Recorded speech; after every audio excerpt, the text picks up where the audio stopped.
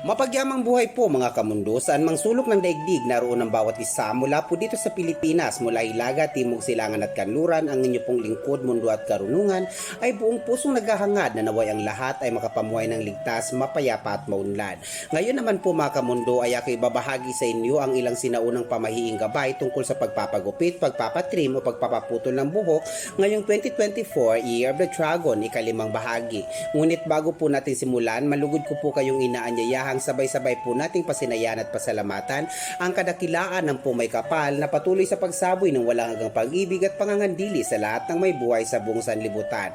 Bilang panimula ayon sa lumang gabay hango mula sa sinaunang lihim na karunungan at kaalaman ng mga sinaunang Asyano, ang mga petsang 11, 12 at 13 ng lahat ng buwan ng 2024 ay hindi kaaya-ayang magpagupit o magpatrim ng buhok. Sapagkat ang petsa 11 ngayon 2024 ayon sa lumang gabay, kung kayo ay magpapaputol o magpapatrim maging pagpapagupit ay nakakahatak o nakakapanghihikayat ng masasamang elemento o espiritu, maging ang mga ligaw ng mga kaluluwa na maaari makapagpagulo sa ating isipan at magdulot ng hindi kaaya-ayang estado ng kalusugan.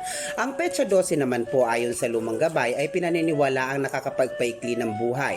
Ang lumang gabay din po ay nagbibigay payo lalong-lalo na sa mga elders o mga taong tumutungtong ng edad 60 o 60 na iwasan ng magpagupit, magpatrim o magpaputol ng buhok sa naturang petsa. Habang ang petsa 13 naman po ay pinaniniwala ang magiging sanhi ng komplikadong estado ng kalusugan.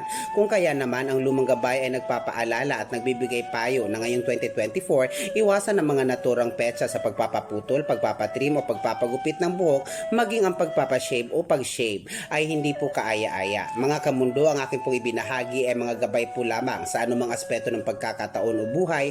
Tanging Diyos pa din po na may akda ng simula at wakas, ang makapangyarihan at makatwirang hahatol o huhukom sa mga landasin ng buhay na ating tinahak alinsunod sa mga inulma nating kapalaran. Mga kamundo, patuloy po nating pangalagaan at pagmalasakitan ng kalikasan maging mga aso at pusa upang araw-araw nating mabatid ang balansing enerhiya ng ating kapaligiran. Ito po ang mundo at karunungan na laging nagsasabing mahal ko po kayo. Maraming salamat po.